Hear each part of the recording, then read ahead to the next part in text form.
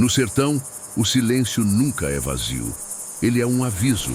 Quando o vento nordeste para de soprar e as cigarras calam o canto na hora da calma, entre o meio-dia e a 1 da tarde, o sertanejo sabe, ou vem chuva ou vem chumbo. Mas naquele dia, em meados de 1927, o céu estava limpo, um azul impiedoso que queimava a retina, e a terra esturricada de Pernambuco não prometia água. O que o silêncio trazia, caminhando por entre os mandacaros e chique-chiques, tinha outro nome. Um nome que ninguém ousava pronunciar em voz alta nas vendas ou nas feiras, por medo de que o vento levasse a fofoca até os ouvidos errados. Eles chamavam de o capitão, o rei, ou simplesmente ele. Imagine o calor. Não o calor de uma praia, mas o calor de um forno de barro. O ar trêmula acima do chão batido, distorcendo a paisagem cinzenta da caatinga. A poeira tem gosto de ferro e argila. Nesse cenário, onde a sobrevivência é uma guerra diária contra a seca e a fome, a vida de um homem valia menos que a carga de uma espingarda. Se você cruzasse o caminho de uma volante, a polícia do governo poderia morrer apenas por ter a cara de quem não agradou. Se cruzasse com um cangaço, o destino dependia de uma moeda jogada para o alto, a vontade do chefe. A lei não existia ali. A lei era o cano de um rifle Mauser ou o fio de um punhal de 30 centímetros. Mas a história que vamos contar hoje não começa com um tiro. Ela começa com um som muito mais frágil, quase ridículo diante da brutalidade daquele mundo. O tinido de uma corda de aço, uma corda de viola. Naquela estrada poeirenta que ligava o nada a lugar nenhum, caminhava um homem sozinho. Ele não carregava armas. Não tinha o olhar desconfiado dos jagunços, nem a farda surrada dos soldados. Ele carregava nas costas um saco de estopa com pouca roupa e no peito, abraçada como se fosse uma filha, uma viola de 10 cordas. O nome dele era Manoel Serrador. Para o mundo, ele era apenas um cantador de feira, um poeta que trocava rimas por comida, um vagalume que brilhava nas noites escuras das fazendas.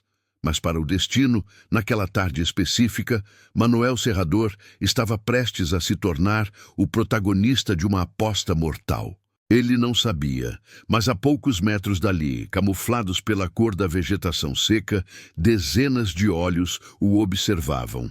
Olhos que já tinham visto a morte de perto tantas vezes que ela não lhes causava mais espanto. Eram os cabras de Lampião. E no centro deles, o próprio Virgulino Ferreira da Silva. O homem que o jornal O Ceará descrevia como uma fera, o homem que as mães usavam para assustar crianças, o homem que o governo oferecia contos de réis para ver morto. Por que Virgulino, o estrategista militar que humilhava coronéis e desafiava exércitos estaduais, se importaria com um simples poeta de estrada? A lógica da guerra dizia para matar.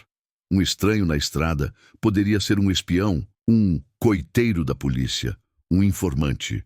A regra do cangaço era clara. Na dúvida, atire primeiro e pergunte depois. O dedo dos cangaceiros já estava no gatilho. O suor escorria por baixo dos chapéus de couro adornados com moedas de ouro e signos de Salomão. O cheiro de pólvora antiga e couro curtido impregnava o ar. Mas Lampião não era apenas um guerreiro. Lampião era um homem de contradições profundas. Um homem que rezava o ofício de Nossa Senhora antes de entrar em combate. Um homem que perfumava os lenços com essência francesa no meio do mato. E, acima de tudo, um homem que entendia que o poder não se constrói apenas com balas, mas com histórias. Ele sabia que, enquanto o corpo morre e apodrece no sol, a lenda permanece viva se alguém souber contá-la. O repentista parou. Sentiu o arrepio na espinha que todo animal sente quando é caçado. O silêncio da caatinga pesou toneladas sobre seus ombros. Ele olhou para os lados, para a vegetação espinhosa e retorcida e viu o brilho do metal. Não havia para onde correr. A sua única arma era feita de madeira e cordas. Naquele momento, a arrogância dos poderosos não valia nada. A patente de coronel não valia nada. Ali, naquele pedaço esquecido de Brasil, ia acontecer um duelo impossível, a poesia contra a pólvora, a rima contra o rifle. Muitos anos depois, historiadores e curiosos debateriam sobre a crueldade de Lampião. Diriam que ele era um monstro sem alma, mas a memória do sertão, aquela que é passada de pai para filho em volta da fogueira, guarda um segredo diferente. Ela lembra do dia em que o rei do cangaço baixou a guarda, não por medo, mas por respeito. Porque, no fundo, Virgulino sabia que ele e o poeta eram dois lados da mesma moeda. Ambos viviam de improviso, ambos viviam na estrada, e ambos tentavam, cada um à sua maneira, gritar sua existência para um país que preferia vê-los mudos. A pergunta que ecoava naquela estrada quente não era se o poeta iria morrer. Era o que ele poderia dizer nos segundos que lhe restavam, capaz de parar o homem mais temido do Nordeste. Foi ali, sob o sol do meio-dia, que a morte parou para ouvir música. Para entender o peso do que estava para acontecer, é preciso primeiro despir os personagens de suas lendas. Esquecer por um instante o mito do governador do sertão e olhar para o homem de carne, osso e memórias amargas que atendia pelo nome de Virgulino. E do outro lado, enxergar quem era aquele caminhante solitário, Manuel Serrador, cuja única proteção contra o mundo era a capacidade de encaixar palavras em rimas perfeitas. Manuel não era um herói de romance. Era um homem de mãos calejadas, não pelo cabo da enxada, mas pelas cordas de aço da viola dinâmica. A vida de um cantador no sertão daquela época era uma peregrinação de penitente. Eles eram a internet antes da eletricidade, o jornal falado antes do rádio chegar às taperas. Manuel caminhava léguas intermináveis, de fazenda em fazenda, de feira em feira, levando notícias de chuvas, de mortes, de casamentos e de guerras. Ele comia o que lhe ofereciam, dormia onde a noite o alcançava, muitas vezes ao relento, sob a vigília das estrelas, e vivia da generosidade alheia. Mas não se engane, a alma de um poeta sertanejo é orgulhosa. Manuel Serrador sabia que sua arte tinha poder. Ele sabia que um verso bem feito podia fazer um coronel chorar ou um valente baixar a crista. Ele carregava na memória centenas de romances, pelejas e martelos agalopados. Sua cabeça era uma biblioteca viva em uma terra onde poucos sabiam assinar o nome. Ele era, à sua maneira, uma autoridade, não imposta pela força, mas conquistada pelo encantamento. No entanto, naquele dia, o sol castigava suas costas e a garganta seca pedia água. Ele era apenas um pai de família longe de casa, tentando ganhar o sustento para levar farinha e charque para os seus. O medo que sentia não era covardia, era o instinto de preservação de quem sabe que tem bocas esperando para serem alimentadas. Do outro lado daquela vegetação rasteira estava Virgulino Ferreira da Silva. Não a besta fera que os jornais do Rio de Janeiro desenhavam em caricaturas grotescas, mas o ex-almocreve, o artesão habilidoso que sabia costurar couro como ninguém. Antes de pegar em armas, Virgulino foi um trabalhador, um homem que conduzia tropas de burros carregados de mercadorias. Ele conhecia cada atalho, cada fonte de água, cada pedra daquela região. O que transformou o almocreve em Lampião não foi a maldade, foi a injustiça. A história correta, aquela que os mais velhos contam sussurrando, lembra que a família Ferreira foi perseguida por vizinhos poderosos, gente com patente comprada e amigos na polícia. Virgulino viu o pai, um homem de paz, ser assassinado por causa de intrigas de terra e gado. Viu a justiça dos homens falhar. Viu a polícia, os macacos, protegerem os assassinos e caçarem as vítimas. Foi a dor da orfandade e a revolta contra a parcialidade da lei que colocaram o rifle em suas mãos. Virgulino entrou para o cangaço não para roubar, mas para cobrar uma dívida moral que o Brasil tinha com o sertanejo. Ele se via como um vingador, um homem que impunha respeito onde o Estado só oferecia desprezo. E ele era vaidoso, extremamente vaidoso. Naquele dia, mesmo no meio do mato, Lampião vestia um gibão de couro ricamente bordado, adornado com moedas de ouro e prata que brilhavam ao sol. Usava lenços de seda no pescoço para proteger a pele da poeira e do sol inclemente. E cheirava a perfume francês, Fleur d'Amour, um luxo que ele fazia questão de contrabandear ou saquear das lojas ricas. Lampião usava óculos, aqueles óculos redondos de aros finos que lhe davam um ar quase intelectual, destoando da imagem de bárbaro. Ele lia jornais. Ele gostava de ser fotografado. Ele tinha consciência de sua imagem histórica. Ele sabia que não era apenas um bandido. Ele era um símbolo. Para os pobres, ele era o terror dos ricos. Para os ricos, o pesadelo necessário. Mas por dentro, Virgulino vivia em tensão constante. Dormia com um olho aberto. O poder absoluto cobrava um preço alto. A solidão de nunca poder confiar plenamente em ninguém, exceto talvez em seus irmãos e naqueles que provaram lealdade com sangue. Ali, naquele pedaço de estrada, dois mundos estavam prestes a colidir. De um lado, a força bruta, organizada, a hierarquia militar do cangaço, liderada por um homem que moldou seu destino à bala porque o sistema lhe negou justiça. Do outro, a força sutil da cultura, representada por um homem que usava a rima para dar sentido ao caos da vida sertaneja. Ambos eram filhos da mesma terra madrasta. Ambos eram sobreviventes. Se tivessem nascido em outro lugar, em outra época, talvez Manuel fosse um professor universitário e Virgulino um general ou um político. Mas o sertão de 1927 não dava muitas escolhas. Ou você era martelo, ou você era bigorna. O bando de Lampião estava em coito, descansando, escondido. Eles não queriam ser vistos. A presença de um estranho era um risco inaceitável. Poderia atrair as volantes do tenente João Bezerra. A lógica militar de Lampião era fria, eliminar a variável. Um tiro seco, um corpo arrastado para dentro da caatinga para os urubus, e a marcha continuaria. Mas havia algo em Manoel Serrador que fez Virgulino hesitar por um milésimo de segundo. Talvez fosse a viola. Lampião adorava música.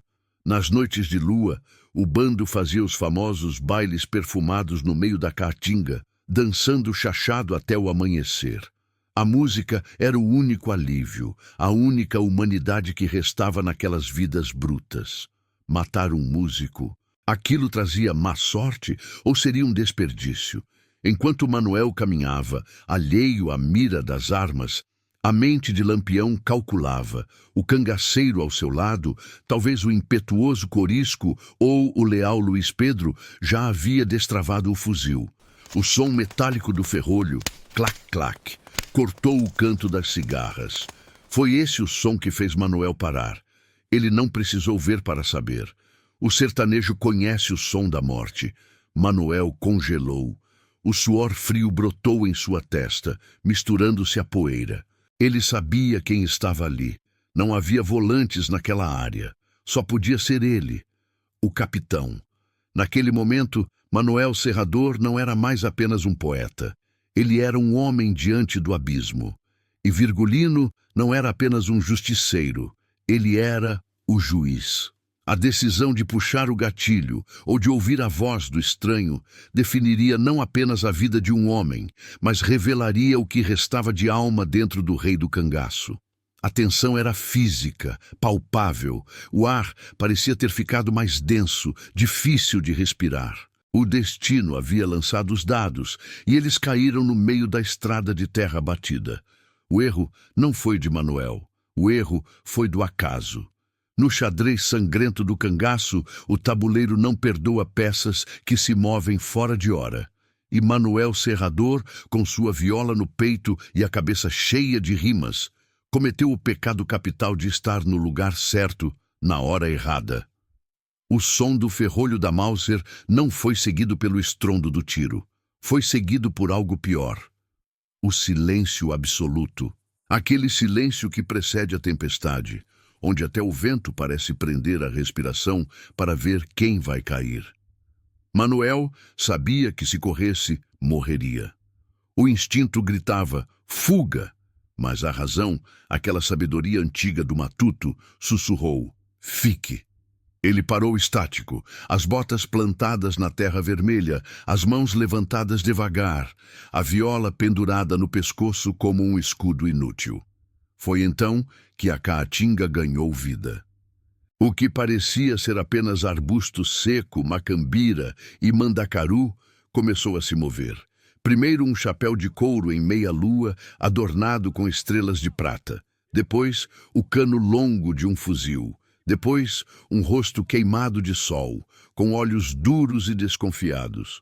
Um a um, eles surgiram. Não eram fantasmas, eram homens, eram os cabras, cangaceiros. Eles brotaram do chão, saindo das trincheiras naturais que a vegetação oferecia. Eram figuras imponentes, enfeitadas como reis bárbaros, cobertos de bornais, cartucheiras cruzadas no peito, punhais longos na cintura. O cheiro deles chegou antes das palavras. Cheiro de suor antigo, de fumo de rolo e de óleo de arma. Eles cercaram o poeta. Não disseram nada, não precisavam. A ameaça estava na postura, no dedo que acariciava o gatilho, no olhar que avaliava Manuel não como um ser humano, mas como um alvo, um problema a ser resolvido. No centro daquele círculo de morte, a vegetação se abriu para dar passagem a ele. Lampião. Ele não era alto, mas sua presença preenchia todo o espaço. Caminhava com uma leveza que contradizia o peso do equipamento que carregava. O olho bom, o direito, perfurava a alma de quem olhava. O esquerdo, marcado pelo leucoma, a névoa branca que lhe valera o apelido de Lampião, pois diziam que brilhava no escuro para acertar a pontaria. Dava-lhe um aspecto sobrenatural. Virgulino parou a 3 passos do poeta. Ele ajustou os óculos redondos de aros dourados. O capitão não estava com raiva. Ele estava analítico. Na Guerra do Sertão, a informação é a arma mais valiosa. Uma volante poderia estar a quilômetros dali, guiada por rastejadores. Aquele homem na estrada poderia ser um batedor, um espião disfarçado de mendigo para marcar a posição do bando. O erro fatal estava desenhado. Manuel tinha visto o bando. Ele sabia onde eles estavam.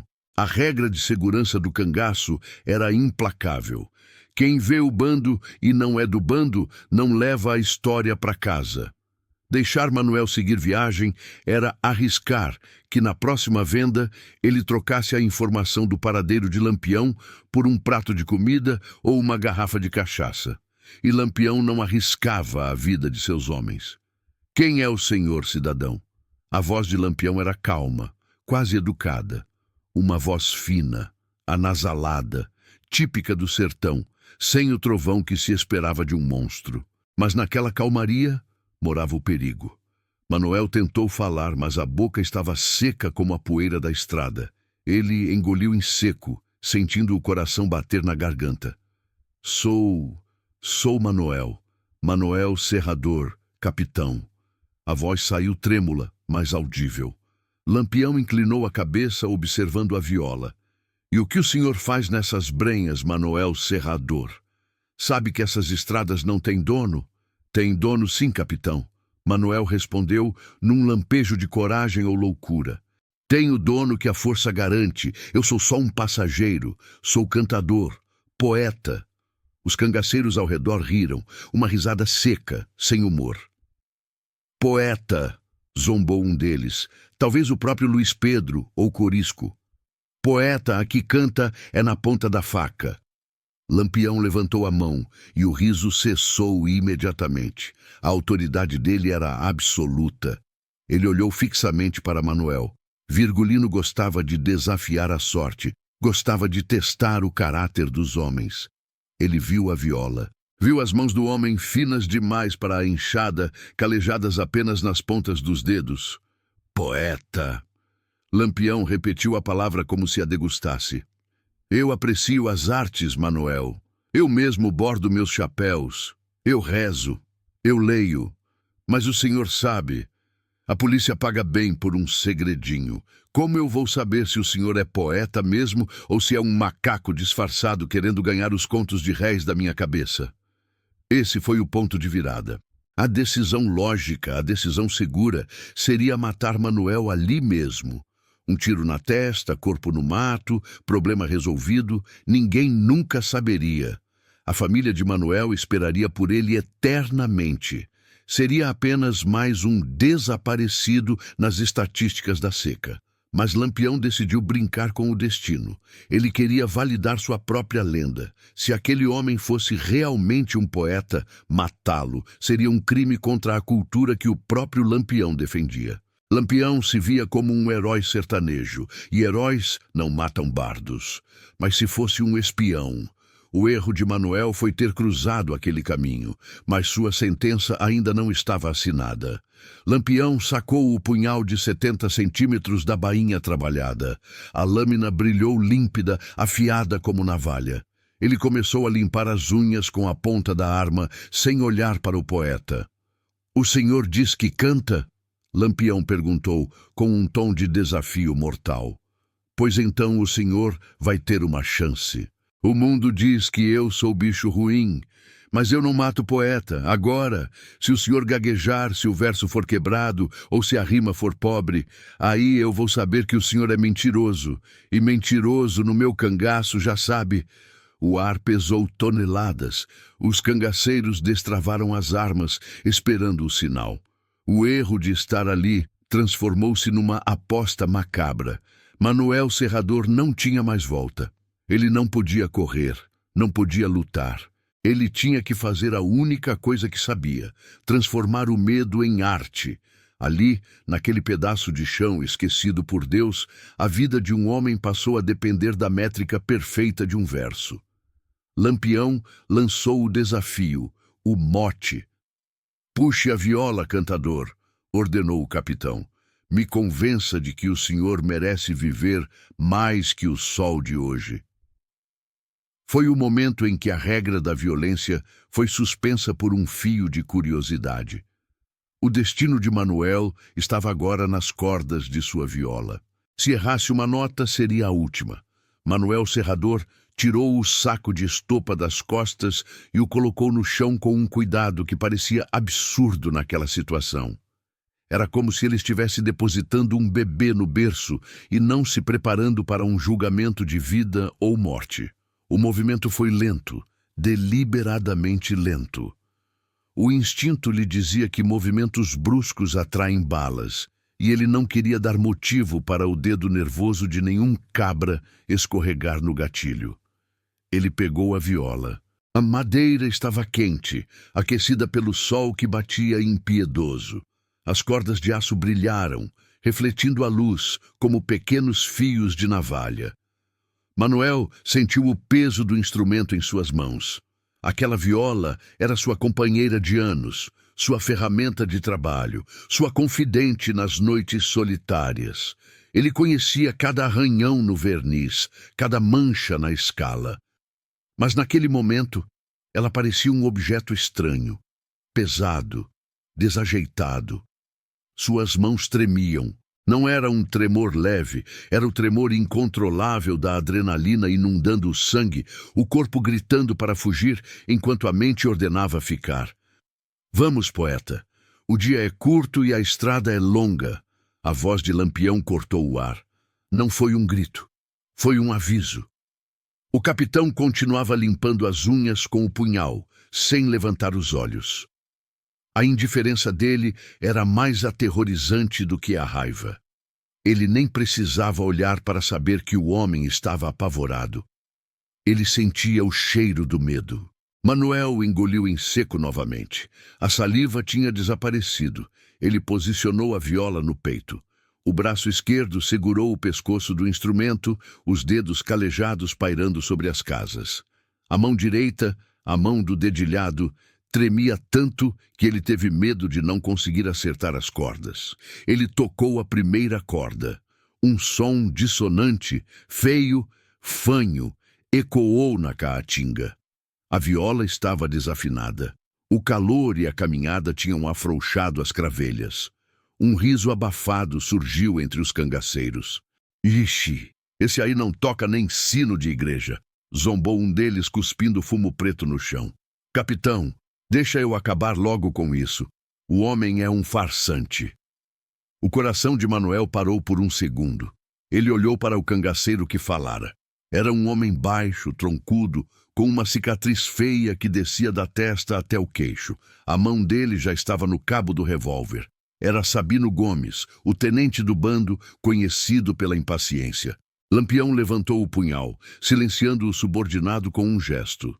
Deixe o homem afinar, Sabino. A pressa é inimiga da perfeição, e eu gosto das coisas bem feitas. Lampião levantou os olhos, e pela primeira vez encarou Manuel com total atenção. O olho bom parecia perfurar a carne. Mas não demore, cantador! Minha paciência é curta como perna de cobra. Manuel respirou fundo. Ele precisava se acalmar. Se não afinasse a viola, não conseguiria tocar. Se não tocasse, morreria. Ele fechou os olhos por um instante, tentando bloquear a imagem dos fuzis apontados para sua cabeça. Ele tentou se transportar para uma feira de domingo, para a varanda de uma casa amiga, para qualquer lugar que não fosse aquele corredor da morte. Começou a girar as cravelhas. O som seco da madeira estalando parecia um tiro no silêncio do sertão. Tlec, tlec. Ele tocou a corda novamente. Plim, ainda estava baixa. Tlec. O suor escorria de sua testa, salgando seus olhos, ardendo. Uma mosca varejeira, insistente e zumbidora, pousou em seu nariz. Manuel não ousou espantá-la. Ele continuou focado na afinação. A corda prima, a mais fina, a mais perigosa, estava esticada ao limite. Se ela arrebentasse, o estalo poderia ser interpretado como um disparo. O susto poderia ser sua sentença. Cada segundo parecia uma hora. O bando observava com uma curiosidade sádica. Eles eram como uma plateia no Coliseu Romano, esperando para ver se o gladiador viveria ou morreria. Alguns apostavam sussurrando: dou 2 contos que ele erra, dou 5 que ele mija nas calças. Manuel tentou ignorá-los. Ele buscou o som perfeito, o uníssono, a harmonia. Plim, plim, plom. Aos poucos, o caos sonoro foi se organizando. A viola começou a responder. A madeira vibrou contra seu peito, como se o instrumento também estivesse acordando, entendendo a gravidade do momento. Me ajude, minha velha, pensou ele. Não me falhe agora. Lampião guardou o punhal. O som da lâmina entrando na bainha de couro foi o sinal de que o tempo de preparação havia acabado. Ele cruzou os braços e encostou-se num tronco de imburana. Pronto? Perguntou o rei do cangaço. Manuel abriu os olhos. A visão estava turva pelo suor, mas ele via o vulto de Lampião à sua frente. A viola estava afinada. Não havia mais desculpas. Não havia mais tempo. O vento parou. As cigarras calaram. O sertão inteiro prendeu a respiração. Era agora. Manuel sabia que não bastava tocar uma música qualquer. Não podia ser uma canção de amor melosa, nem uma reza triste. Ele precisava de algo que falasse a língua daqueles homens. Algo que mostrasse força, coragem e destreza mental. Ele precisava improvisar. O repente é a arte do momento, a poesia que nasce e morre no mesmo instante. Lampião queria ver se ele era capaz de pensar sob a mira de uma arma. Manuel respirou o ar quente e poeirento. Sentiu o cheiro de pólvora e de terra seca. Deixou que aquele ambiente hostil entrasse em seus pulmões e se transformasse em inspiração. Ele não olhou para os fuzis. Olhou para o horizonte, para além da linha das árvores, onde a liberdade morava. Sua mão direita armou o acorde. O polegar desceu sobre as cordas graves. O bordão respondeu com um som encorpado, autoritário. Dão! Em seguida, os dedos indicadores e médios rasguearam as cordas agudas.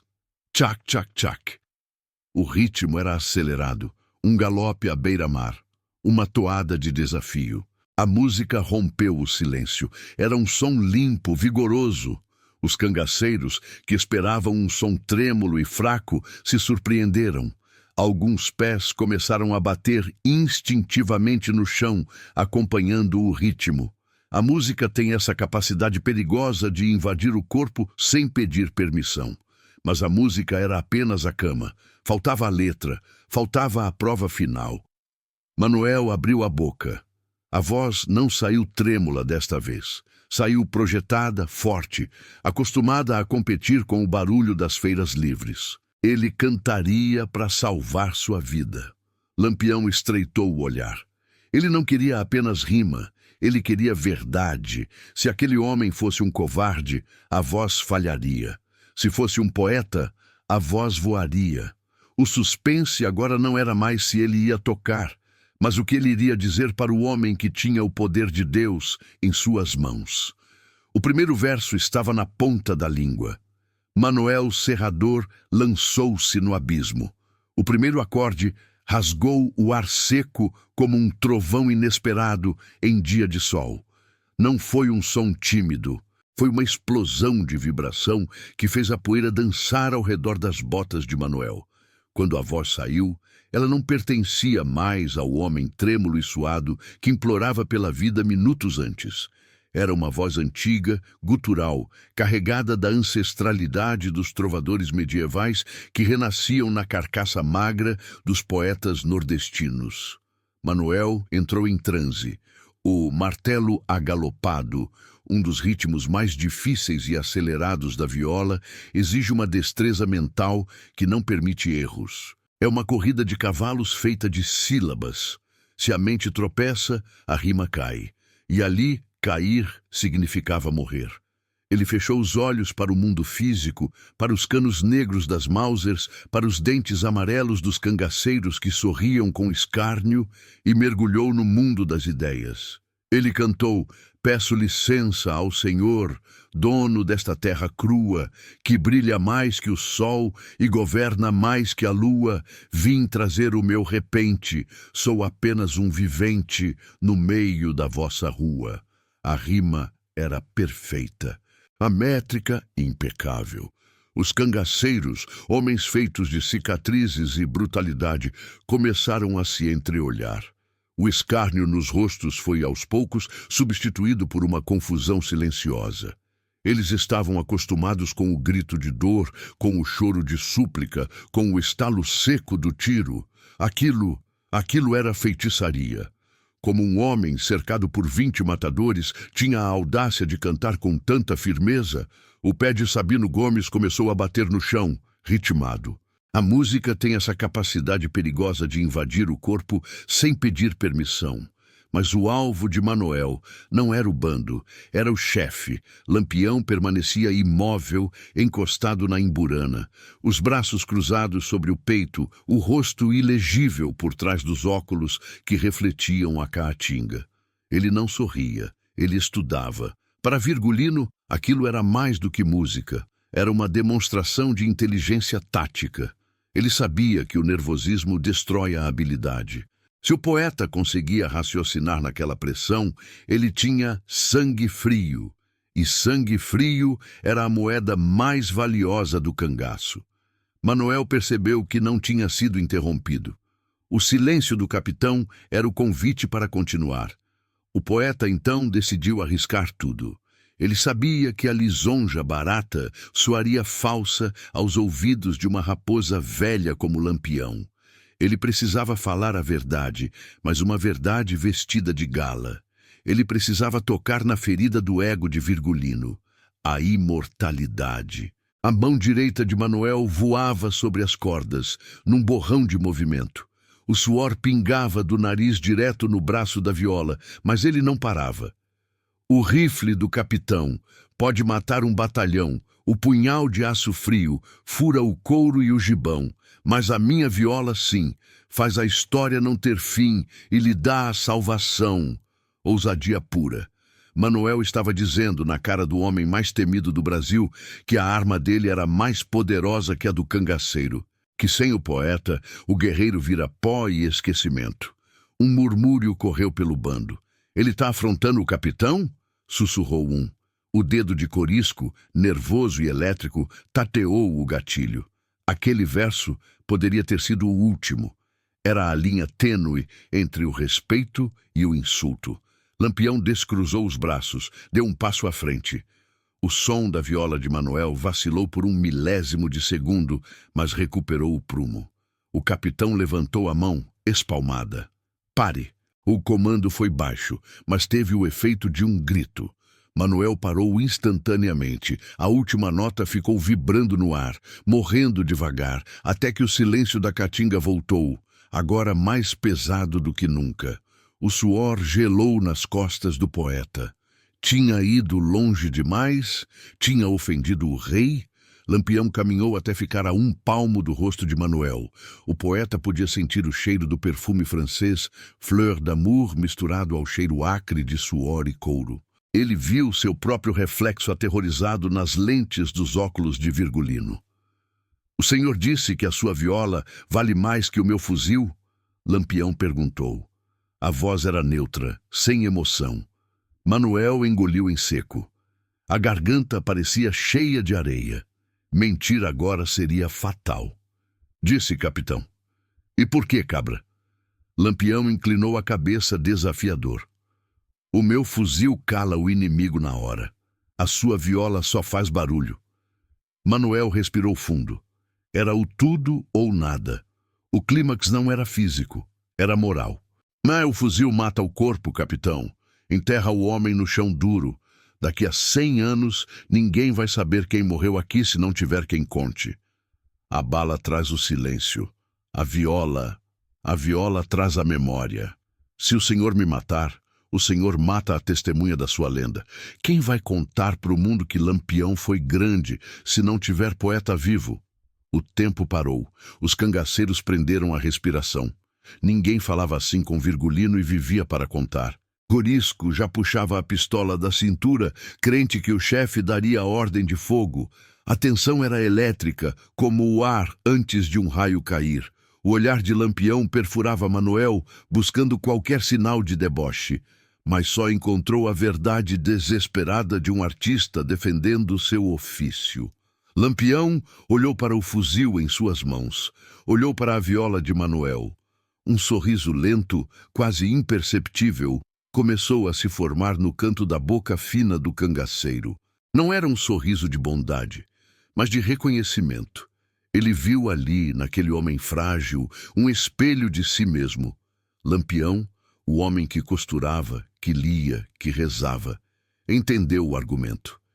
Ele sabia que a guerra um dia acabaria, que ele morreria, que sua cabeça seria cortada. Era o destino de todos eles.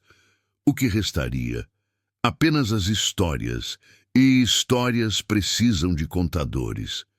Virgulino soltou uma risada curta, seca. "Cabra da peste", disse ele balançando a cabeça. "Tem a língua mais afiada que a peixeira de Dadá." A tensão explodiu como uma bolha de sabão. Os ombros de Manuel despencaram, o alívio inundando suas veias como uma droga potente. Lampião virou-se para o bando que ainda esperava, confuso, a ordem de execução.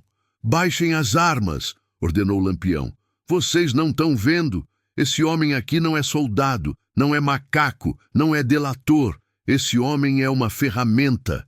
Lampião voltou-se para Manuel, o olhar agora brilhando com uma estranha admiração. "O senhor ganhou a aposta, poeta. O verso salvou o couro, mas não pense que foi por caridade. Eu não mato poeta, porque poeta é quem constrói a mentira que vira verdade. E eu preciso que o mundo saiba quem é Lampião." Ele enfiou a mão no bornal de couro bordado. Manuel estremeceu, pensando que ele poderia sacar uma arma escondida. Mas o que saiu da bolsa foi um maço de notas de contos de réis, amassadas e sujas de terra. "Tome." Lampião enfiou o dinheiro no bolso da camisa de Manuel, com força. "Isso é pelo show. E isso..." Ele apontou o dedo indicador no rosto do poeta. É para garantir que o senhor cante direito.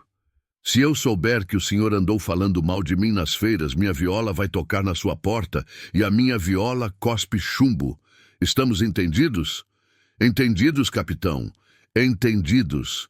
Manoel respondeu, a voz fraca pelo choque. O confronto havia terminado. Não com sangue, mas com uma transação. A violência bruta cedeu lugar à necessidade humana de ser lembrado. Lampião, o estrategista, havia recrutado o poeta, não para o bando, mas para a eternidade. Naquele pedaço de estrada, sob o sol escaldante, a pena venceu a espada. Mas a espada ainda ditava as regras. Quando a última alpercata de Rabicho desapareceu no meio do mato cinzento, o sertão não explodiu em aplausos. Ele caiu em um silêncio ainda mais profundo e terrível do que antes. A partida do bando de Lampião não foi uma retirada desordenada, foi uma evaporação. Num minuto, 20 homens armados até os dentes ocupavam a estrada. No minuto seguinte, apenas o vento balançava os galhos secos da Jurema. Era essa a mágica assustadora do cangaço, a capacidade de se tornar paisagem. Manoel Serrador ficou sozinho. Ele não correu. Suas pernas não obedeciam. A adrenalina, que até então o mantivera ereto e lúcido como um general em batalha, foi drenada de seu corpo de uma só vez. O poeta desabou. Caiu de joelhos na terra quente, abraçado à viola como um náufrago se agarra a uma tábua no meio do oceano. Ele tremeu. Um tremor incontrolável, violento, que batia seus dentes uns contra os outros. O choro veio depois, um choro seco, sem lágrimas, apenas soluços convulsivos de quem olhou dentro da cova e foi autorizado a sair. Ele tateou o bolso da camisa. O maço de dinheiro estava lá. Contos de réis. Uma pequena fortuna para um homem que vivia de trocar rimas por pratos de feijão. Aquele dinheiro queimava contra a pele. Não era apenas papel, era um pacto. Lampião não lhe dera uma esmola, dera-lhe um salário. A partir daquele dia, Manoel Serrador não era mais um cantador livre. Ele era, sem ter assinado papel algum, o Relações Públicas do Rei do Cangaço. A caminhada até a cidade mais próxima, talvez Vila Bela ou Triunfo, foi a jornada mais longa de sua vida. Cada sombra de Mandacaru parecia um soldado da volante pronto para acusá-lo de coiteiro. Cada estalo de galho parecia um cangaceiro voltando para terminar o serviço. O dinheiro no bolso pesava quilos. Se a polícia o parasse e encontrasse aquela quantia, como ele explicaria? Foi um presente de Lampião. Essa frase seria sua sentença de morte. A volante não prendia amigos de Lampião. A volante fazia justiça na beira da estrada. Manoel teve que esconder o dinheiro dentro do forro da viola, rezando para que o instrumento não o traísse. Quando finalmente chegou à zona urbana, Manoel estava diferente. Quem o conhecia percebeu. O olhar dele, antes brincalhão e observador, tinha ganhado uma sombra permanente, uma desconfiança de animal caçado. Ele entrou na venda, pediu uma dose de aguardente e bebeu de um gole só. O álcool não queimou. Ele estava anestesiado. A notícia, claro, correu mais rápido que a pólvora. No sertão, as paredes têm ouvidos e o vento leva fofoca. O poeta que dobrou Lampião. O homem que cantou para não morrer. As pessoas começaram a procurá-lo. Queriam ver o homem, tocar nele como se fosse um santo milagreiro. Queriam ouvir a história. E Manoel, fiel ao pacto de sangue que fizera mentalmente, contou. Mas ele não contou como uma vítima chorosa. Ele transformou o terror em epopeia. Nas semanas seguintes, Manoel sentou-se à luz de candeeiros e escreveu. A mão que tremia na estrada agora riscava o papel com fúria. Ele compôs o cordel, o folheto de papel barato, capa xilogravada, pendurado num barbante na feira. O encontro do poeta com o rei do cangaço. Os versos narravam a bravura exagerada do poeta e a nobreza calculada do bandido. Disse o capitão Virgulino, com seu punhal na mão, cante direito, seu moço. ou lhe furo o coração. Mas a rima foi tão bela que o rei baixou a sela e me deu a sua mão. O cordel vendeu como água no deserto. Manuel ganhou dinheiro, comprou comida para a família, consertou o telhado da casa, comprou uma roupa nova. Mas a prosperidade tinha um gosto amargo, metálico. Ele sabia que cada moeda que ganhava vinha do medo que Lampião impunha. Ele estava lucrando com a lenda do monstro. Ele se tornou, de uma forma distorcida, um parasita da fama do cangaceiro. E havia a vigilância. A polícia começou a rondar sua casa. O tenente local o chamou para conversar. Queria saber onde foi o encontro, para onde o bando marchava, quantos homens eram. Manuel teve que usar toda a sua arte de improviso para mentir sem parecer mentiroso. Foi numa encruzilhada sem nome, seu tenente. Eles foram para o norte, ou para o sul, não sei. Me vendaram os olhos. Ele mentia para a lei para proteger o fora da lei. Não por lealdade, mas por terror. Ele sabia que a volante bateria e iria embora, mas Lampião voltaria para cobrar a fatura se ele abrisse o bico. Manuel nunca mais dormiu uma noite inteira. O som da cavalgada na madrugada o fazia pular da rede, suando frio, o coração disparado. Sua esposa perguntava o que havia de errado, e ele apenas dizia: "Nada, mulher, é só o vento." Mas ele sabia que não era o vento, era a memória. Ele tinha olhado nos olhos do diabo e o diabo tinha piscado para ele. Anos depois, em 1938, quando a notícia chegou, Lampião estava morto, emboscado na grota de Angico, junto com Maria Bonita e seu bando. A cidade festejou. Foguetes estouraram, sinos repicaram. As cabeças foram mostradas em escadarias de prefeituras, mumificadas, olhos abertos e vidrados, viajando de cidade em cidade como troféus macabros. Manuel foi ver. Ele precisava ver. Ele ficou diante da cabeça de Virgulino Ferreira. Manuel reconheceu a linha da mandíbula, a boca fina que um dia sorrira para o seu verso. Os óculos tinham sumido, roubados por algum soldado, mas o olhar vazio ainda parecia desafiá-lo. Ali, no meio da multidão que cuspia e xingava os restos do cangaceiro, Manuel sentiu uma dor estranha no peito. Não era tristeza pelo bandido, era uma sensação de orfandade. Aquele homem, aquela cabeça num degrau de pedra, tinha sido o único público que realmente importou em sua vida. O rei do cangaço tinha validado sua arte quando a morte era a única outra opção. Manuel Serrador voltou para casa em silêncio.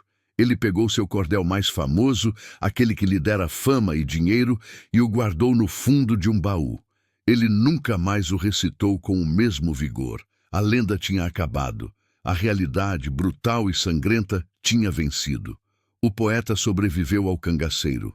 Mas, no fundo, uma parte de Manuel morreu naquela estrada em 1927, e uma parte de Lampião continuou viva na voz de Manuel.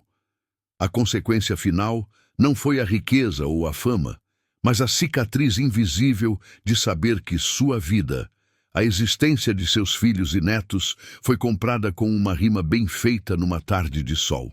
Ele era um homem livre, mas sua alma pertenceria para sempre àquele momento de terror. O sertão é um lugar onde a verdade e a lenda dormem na mesma rede. Com o passar dos anos, a linha que separa o que aconteceu de fato daquilo que o povo conta se apaga, coberta pela mesma poeira vermelha que cobre as cruzes de beira de estrada. A história de Manuel Serrador e Lampião não é apenas um causo curioso sobre um músico sortudo. Ela é a chave mestra para entender a alma do cangaço. Muitos julgam Virgulino Ferreira pelas marcas de ferro em brasa e outras coisas que o capitão fez. E eles não estão errados. A brutalidade foi real. Mas reduzir Lampião apenas ao sangue é não entender o fenômeno. Lampião não queria apenas ser temido, ele queria ser eterno, e a eternidade não se conquista com balas. A bala mata e o morto não fala. A bala encerra a história. A poesia a espalha. Naquela tarde de 1927, dois poderes se mediram: o poder da destruição, imediato e terrível, contra o poder da criação, sutil e duradouro. Lampião, com toda a sua arrogância de rei, teve a humildade estratégica de reconhecer que precisava do poeta. Ele sabia que, sem homens como Manuel Serrador, ele seria apenas mais um bandoleiro caçado pela polícia. Um nome numa ficha criminal que amarelaria em alguma gaveta de Salvador ou Recife. Foi o poeta quem transformou o bandido em capitão. Foi o cordel que transformou o roubo em reparação. Foi a viola que transformou o medo em respeito. Ao poupar a vida de Manuel, Lampião não estava sendo bondoso. Lampião estava investindo na sua própria imortalidade. Ele estava comprando o único seguro de vida que realmente funciona: a memória popular. E Manuel? Manuel nos ensina que no extremo limite da sobrevivência, a arte não é um luxo, é uma ferramenta vital. Quando tudo lhe é tirado, a segurança, a dignidade, a esperança, e você se vê diante do inevitável, o que resta é a sua capacidade de afirmar quem você é. Manuel não venceu Lampião com força, ele venceu com humanidade. Ele lembrou ao monstro que, por trás da farda de couro e das medalhas de ouro, ainda batia um coração que apreciava a beleza de uma rima bem feita. Hoje, quase 100 anos depois, as volantes desapareceram. Os coronéis perderam seus currais eleitorais. As armas de Lampião são peças de museu, enferrujando atrás de vitrines de vidro. O corpo de Virgulino já virou terra. Mas se você for hoje a uma feira em Caruaru, em Juazeiro ou em Patos, você ainda vai ouvir o som da viola. Você ainda vai ouvir os versos. Quem venceu o duelo, afinal? O cangaceiro achou que tinha o controle porque segurava o poder da morte. Mas foi o poeta quem teve a última palavra, porque o medo só funciona enquanto dura a ameaça. O verso, quando é verdadeiro, ecoa para sempre. No fim das contas, o sertão nos ensina uma lição dura, mas necessária. A força pode conquistar o espaço, pode dominar o tempo presente, pode calar o grito. Mas só a história, contada por aqueles que sobreviveram para narrá-la, é capaz de vencer o tempo. Lampião poupou o poeta para não ser esquecido, e por causa disso, ironicamente, nós não esquecemos de Lampião. O rei do cangaço vive, não por causa de seus crimes, mas apesar deles, carregado nas costas da viola que ele escolheu não calar. E você, se o destino lhe cobrasse agora o valor da sua caminhada e pedisse para justificar sua existência em um único verso, qual seria a sua rima?